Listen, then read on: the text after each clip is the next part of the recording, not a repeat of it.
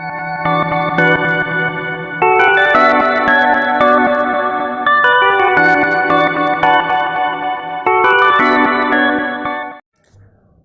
Students, brain mentor academy में आप सभी का स्वागत है।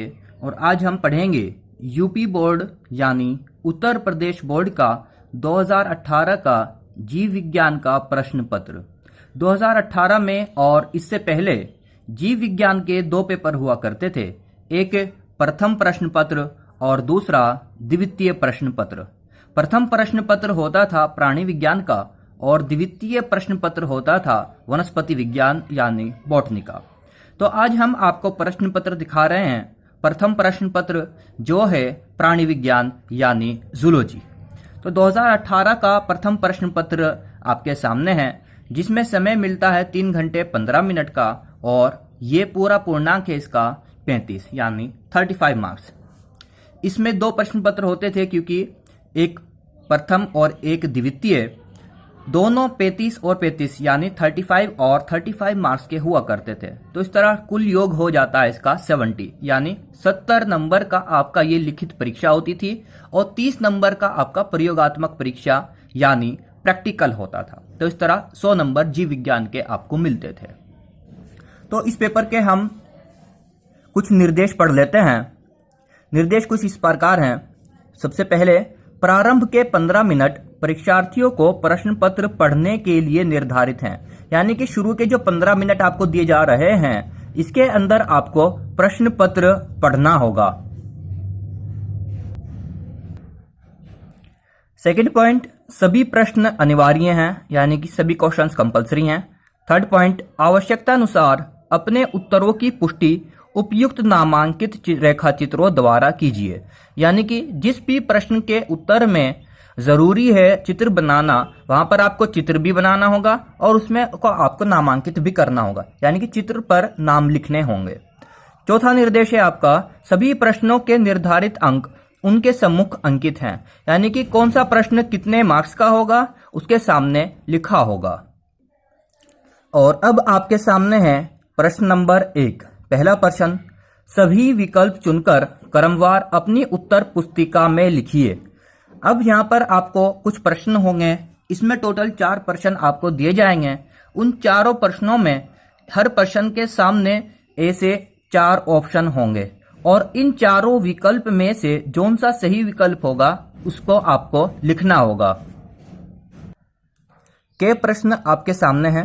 प्राकृतिक चयन यानी वर्ण का सिद्धांत किसने प्रतिपादित किया? थ्योरी ऑफ नेचुरल सिलेक्शन यह किसने दी? इसमें आपको यह बताना होगा। 4 ऑप्शन आपके सामने हैं। First Lamarck, second Darwin, third Wallace और फोर्थ हुगो डी व्रीज। तो इसमें मैं यहाँ पे आपको इसका उत्तर बता देता हूँ। बहुविकल्पियों के उत्तर में ही आपको बता दूंगा। तो जो थ्योरी ऑफ नेचुरल सिलेक्शन है, प्राकृतिक चयन यानी वर्ण का सिद्धांत किसने दिया था? वो हैं फादर ऑफ इवोल्यूशन, यानी जैव विकास के जनक भी इन्हीं को कहा जाता है और वो हैं डार्विन। इसका पहले के का आंसर होगा सेकंड यानी डार्विन। अब ख प्रश्न, होलेंड्रिक जीन किस क्रोमोसोम पर स्थित होते हैं? 4 ऑप्शन है आपके सामने। एक्स क्रोमोसोम पर, Y chromosome, X Y chromosome यानी एक्स पर भी और वाई पर भी, और ऑटोसोम। ऑटोसोम होते हैं जो शुरू के जो 22 क्रोमोसोम होते हैं उन सभी को हम ऑटोसोम बोलते हैं, और जो लास्ट का जो 23वां जोड़ा होता है उसको हम सेक्स क्रोमोसोम बोलते हैं। तो इनमें से कौन से क्रोमोसोम पर होलेंड्रिक जीन उपस्थित होते हैं? मैं आपको सबसे पहले बता दूं कि ये होलेंड्रिक जीन किस प्रकार के जीन होते हैं। होलेंड्रिक जीन ये वह जीन है जो मेलनेस यानी कि नर होने का बताता है। तो नर के अंदर कौन सा क्रोमोसोम पाया जाता है इनमें, जो केवल नर में होता है, मादा में नहीं होता? वह होता है वाई क्रोमोसोम। तो इसलिए इसका उत्तर होगा होलेंड्रिक जीन कौन से क्रोमोसोम पर होते हैं? वाई क्रोमोसोम पर होते हैं। तो इसलिए इसका उत्तर होगा आपका सेकंड। नाउ प्रश्न नंबर गे, निम्नलिखित में से कौन सा भारतीय जैव विविधता तप्त स्थल नहीं है? यहाँ पे आपको कुछ 4 तप्त स्थल के नाम दिए जा रहे हैं। तप्त स्थल का मीनिंग होता है हॉट स्पॉट्स। हॉट स्पॉट 4 आपके सामने हैं। इन चार में से कौन सा एक भारतीय नहीं है, यानी कि इसमें 3 भारतीय होंगे और एक बाह्य होगा, कोई भी विदेशी होगा, या ऐसा हो सकता है कि वे हो ही ना। तो देखते हैं। सबसे पहले है आपके सामने इंडो बर्मा, सेकंड पूर्वी हिमालय, थर्ड पश्चिमी घाट एवं श्रीलंका, और फोर्थ है मेडागास्कर एवं हिंद महासागर द्वीप। तो इनमें से इंडो बर्मा, पूर्वी हिमालय एवं पश्चिमी घाट एवं श्रीलंका, ये तीनों हॉटस्पॉट्स यानी तप्त स्थल भारतीय हैं, बल्कि जो चौथा है मेडागास्कर एवं हिंद महासागर द्वीप, यह भारतीय नहीं है। तो जो इसीलिए इसका उत्तर यहाँ पे क्या पूछा है इन्होंने, तप्त स्थल नहीं है, भारतीय नहीं है। तो इसीलिए गे का उत्तर हो जाएगा फोर्थ, यानी मेडागास्कर एवं हिंद महासागर द्वीप भारतीय तप्त स्थल नहीं है। हम अभी तक प्रश्न नंबर 1 पढ़ रहे हैं। प्रश्न नंबर 1 जो कि विकल्प चुनने हैं, इसमें बहुविकल्पीय है, इसमें 4 प्रश्न हैं। तो इसका चौथा प्रश्न घ है, पीत जवर का वाहक है, जो येलो फीवर हो जाता है उसका वेक्टर क्या है। इसके 4 ऑप्शन हैं। First Anopheles, second Culex, third Aedes and fourth है मस्का। तो पीत जवर का वाहक कौन सा है, इसका उत्तर होता है आपका एडीज। मैं आपको बता दूं, जो डेंगू, जिसे हम डेंगी भी बोलते हैं, डेंगू जो वायरस होता है, और इसके अलावा जो चिकनगुनिया होता है, और चिकनगुनिया इसके अलावा येलो फीवर जो होता है, इन सभी के जो वायरस हैं वो एडीज मॉस्किटो के द्वारा ही फैलते हैं। तो इनका वाहक क्या है, एडीज मॉस्किटो। तो घे का उत्तर होगा आपका थर्ड, यानी एडीज। और अब हम पढ़ेंगे प्रश्न नंबर 2, सह प्रभाविता यानी कोडोमिनेंस को उदाहरण सहित समझाइए। यहां पर आपको कोडोमिनेंस समझाना होगा और उसका उदाहरण भी लिखना होगा। उदाहरण मैं आपको बता देता हूं। ए बी ब्लड ग्रुप, जो मनुष्य का ए बी ब्लड ग्रुप होता है, वह सह प्रभाविता का उदाहरण होता है। ये प्रश्न नंबर 2, 3, 4, 5 और 6, यानी प्रश्न नंबर 2 से लेकर प्रश्न नंबर 6 तक ये 5 प्रश्न होंगे आपके अति लघु, और जिनका उत्तर आपको 1 नंबर के लिए लिखना होगा, यानी कि इनका उत्तर लिखने पर आपको 1 नंबर दिया जाएगा। तो प्रश्न नंबर 3 पढ़ते हैं। जैव प्रौद्योगिकी के कृषि संबंधी 2 उपयोग लिखिए। जैव प्रौद्योगिकी यानी बायोटेक्नोलॉजी का कृषि के रूप में क्या उपयोग है, उसमें से 2 उपयोग आपको लिखने होंगे। जैसे कि एक उपयोग होता है आपका ऑर्गेनिक फार्मिंग। 1 नंबर के लिए आपको इसका उत्तर देना होगा। नाउ प्रश्न नंबर 4, जैव विविधता यानी बायोडायवर्सिटी तथा वन्य जीव यानी विल्ड लाइफ में अंतर स्पष्ट कीजिए। बायोडायवर्सिटी और विल्ड लाइफ यानी जैव विविधता और वन्य जीव, इन दोनों के बीच में क्या अंतर होता है वह आपको लिखना होगा। 1 नंबर का सवाल है, तो इसमें आप इनकी परिभाषा दे सकते हो या इनके बारे में 2-2 पॉइंट आप लिख सकते हो। अब प्रश्न नंबर 4 में आपको अथवा भी कर दिया गया है, यानी कि या तो ये चौथा ये लिख दें या इसके अथवा में जो प्रश्न लिखा हुआ है वो लिख सकते हो आप। प्रश्न नंबर 4 के अथवा का जो प्रश्न है वो ये है, संकटापन्न स्पीशीज यानी विलुप्त प्राय प्रजातियों, इसे इंग्लिश में हम इंडेंजर्ड स्पीशीज बोलते हैं, पर एक संक्षिप्त टिप्पणी लिखिए। विलुप्त प्राय जातियों पर एक संक्षिप्त टिप्पणी लिखनी है। विलुप्त प्राय जातियां वो होती हैं जो विलुप्त होने की कगार पर हैं।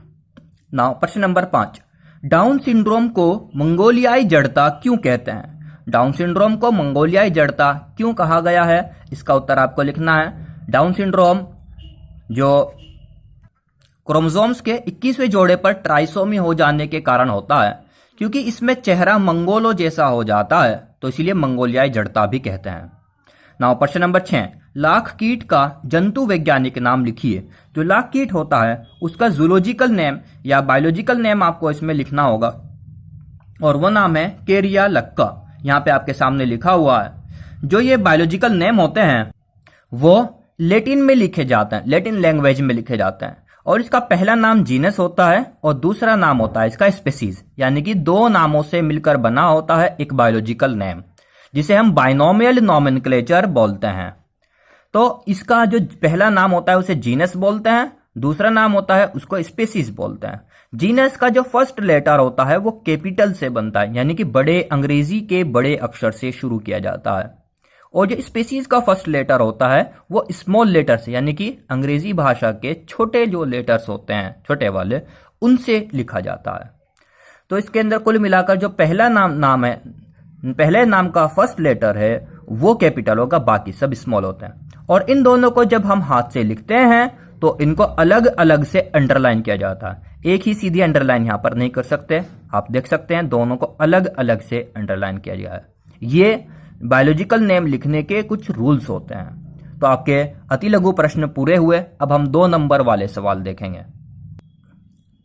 प्रश्न नंबर 7 जो कि 2 नंबर का सवाल है। यदि एक वर्णांध पुरुष का मीनिंग हुआ कलर ब्लाइंडनेस मेल का विवाह एक सामान्य स्त्री से होता है तो इस दंपति के पुत्रों में पर सामान्य दृष्टि का क्या अनुपात होगा। आप क्रॉस बनाकर देख सकते हो।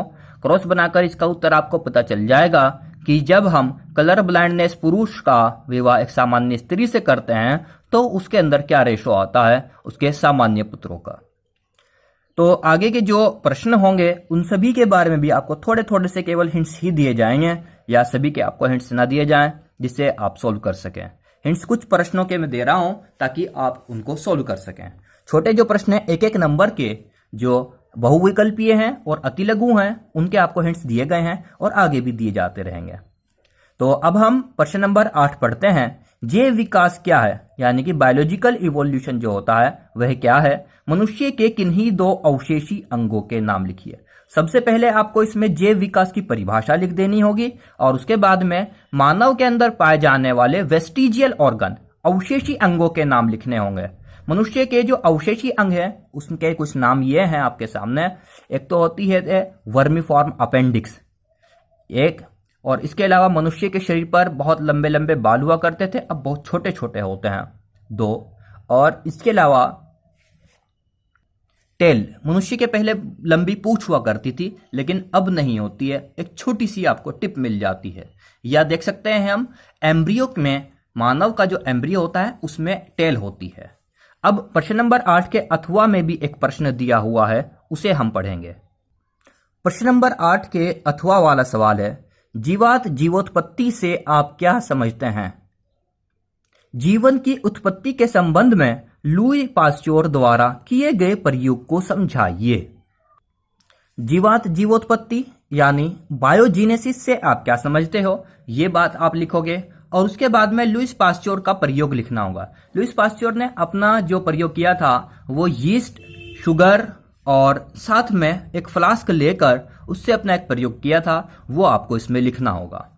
नाउ प्रश्न नंबर 9 जो कि 2 नंबर का सवाल है।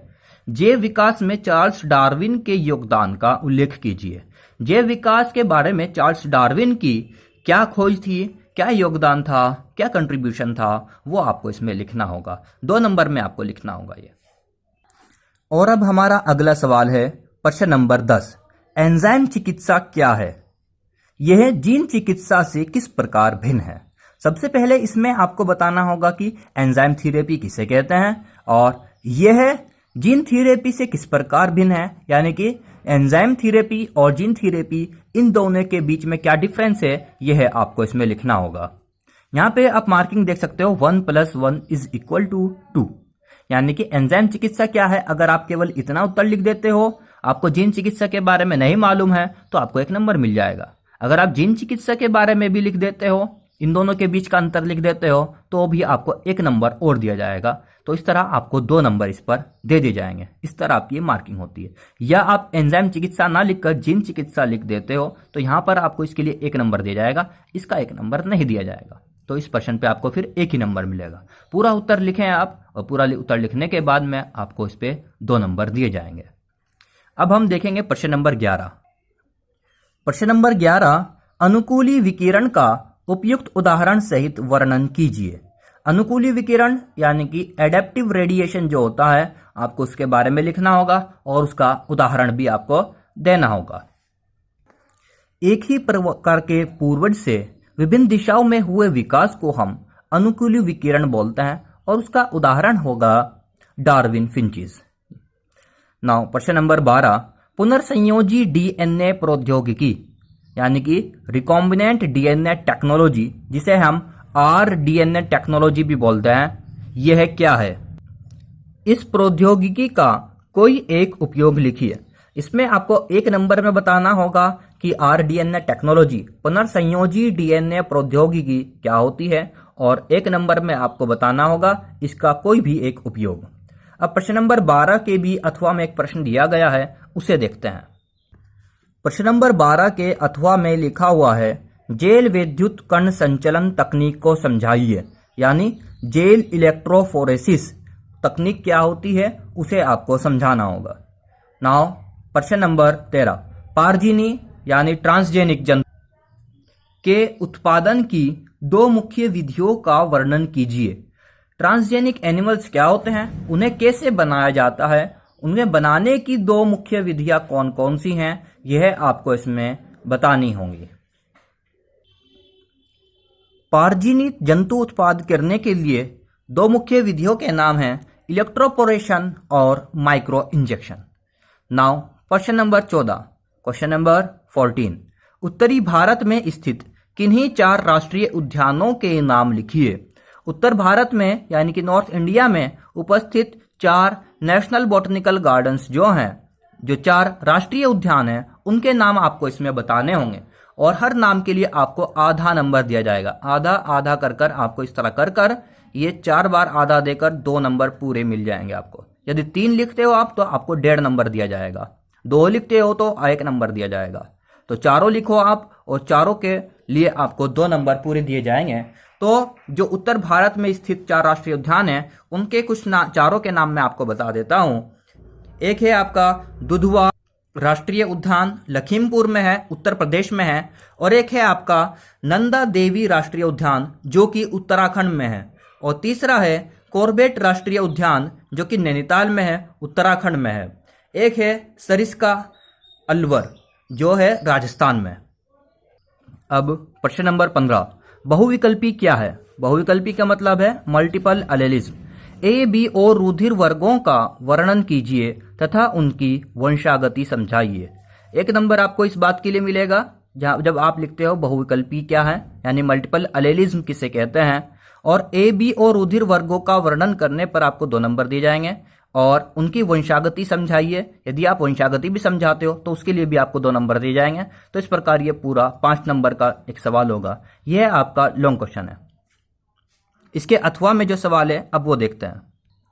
प्रश्न नंबर 15 के अथवा का जो प्रश्न है, निम्नलिखित में से किन्हीं 2 पर संक्षिप्त टिप्पणियां लिखिए। यहाँ पे आपके 3 ऑप्शन हैं। इन 3 में से 2 आपको करने होंगे, कोई से भी 2, जिस पर प्रत्येक पर आपको 2.5 अंक दिया जाएगा, और दोनों को मिलाकर 5 अंक हो जाएंगे। या तो आप लिखें क्रॉसिंग ओवर, उत्परिवर्तन यानी कि म्यूटेशन, और mRNA का ट्रांसक्रिप्शन, मैसेंजर आरएनए का ट्रांसक्रिप्शन। इन तीनों में से कोई से भी 2 को लिख सकते हो आप, या इसके जो अथवा में पहले प्रश्न दिखाया गया है आपको ए, बी ओ ब्लड ग्रुप वाला, वो प्रश्न आप कर सकते हो। अब देखेंगे हम प्रश्न नंबर 16।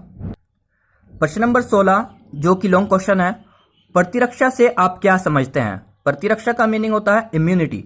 इम्यूनिटी से आप क्या समझते हो? मनुष्य में पाए जाने वाले विभिन्न प्रकार के प्रतिरक्षात्मक तंत्रों का वर्णन कीजिए। ह्यूमंस के अंदर जो प्रतिरक्षात्मक तंत्र पाए जाते हैं, इम्यून सिस्टम पाया जाता है, उसका आपको वर्णन करना होगा, जिसके लिए आपको 5 नंबर दिए जाएंगे। इसके अथवा में जो प्रश्न है अब हम वो देखते हैं। प्रश्न नंबर 16 का अथवा है, निम्नलिखित में से किन्हीं 2 पर संक्षिप्त टिप्पणियां लिखिए। 3 हैं आपके सामने, और 3 में से कोई भी 2 छोटे प्रश्नों का उत्तर आपको देना होगा। प्रत्येक के लिए आपको 2.5 अंक दिया जाएगा।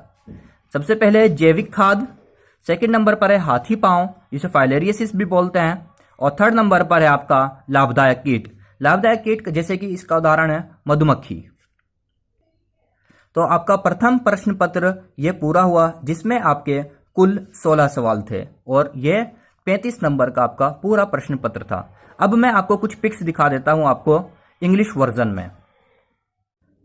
और अब आपके सामने मौजूद है 2018 का यूपी बोर्ड का जीव विज्ञान का प्रथम प्रश्न पत्र, यानी प्राणी विज्ञान का जो प्रश्न पत्र है वो आपके सामने है।